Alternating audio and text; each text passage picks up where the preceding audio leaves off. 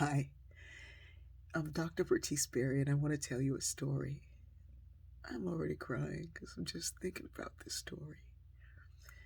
Years ago, when I graduated from undergrad at Jacksonville University, I had worked really hard and done really well academically, and it was time to graduate.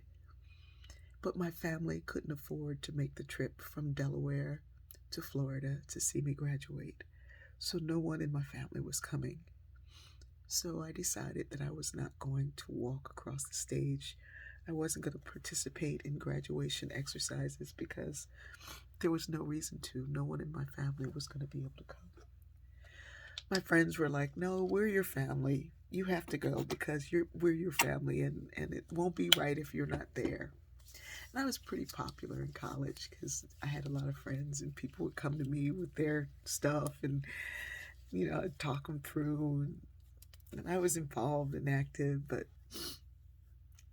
I was listening to people making their plans and seeing what they had happening, and I was thinking about what I didn't have, and that was really weighing on me, what I didn't have.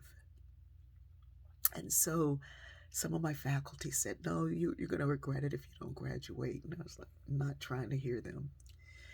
And my peers and the head of the dorms was like, "You got to graduate. You got to walk." I said, no, I wasn't trying to hear it. And then one day, one of the people who cleaned our dorms, she came to me and she said, "I hear that you're not graduating." I said, "Oh, I'm graduating. I'm just not going to walk in the graduation." And she just stared at me and she said, "Baby, do you know if any of us could go to this college, we would walk if nobody was at the graduation."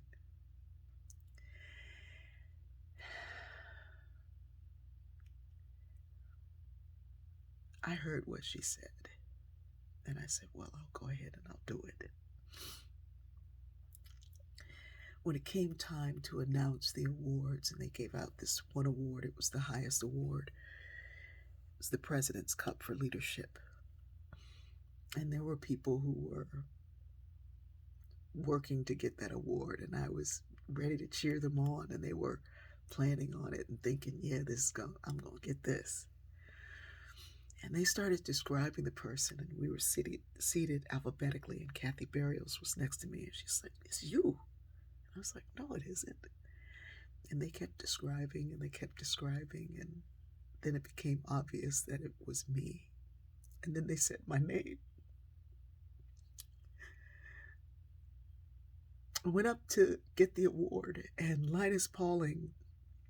Dr. Linus Pauling was our speaker, the only man to win the Nobel Prize and the Nobel Peace Prize. He was speaking, and our president, Dr. Frances Kinney, who was one of the most amazing women on the planet, they handed me that President's Cup. Dr. Pauling leaned down with his long, lanky body, and he hugged me, and he said, "You're going to do great things, young lady."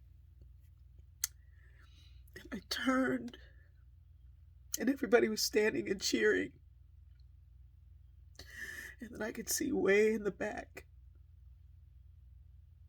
our entire cleaning and cafeteria staff had come to support me. And they were yelling, "That's our girl, that's our girl."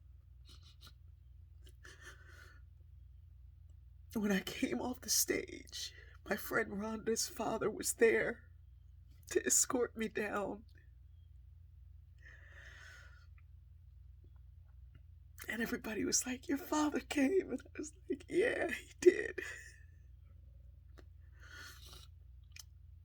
My close friends knew that I didn't have a father, but that day I did. They all knew that my family wasn't coming, but that day they did. We are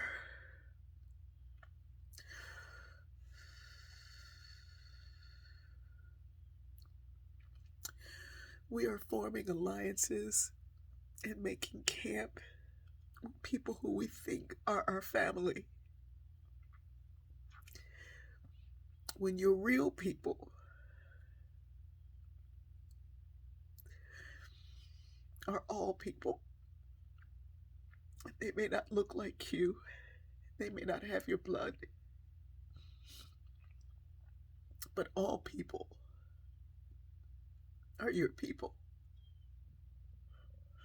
And they're standing up, waiting for you to recognize that you have always been loved.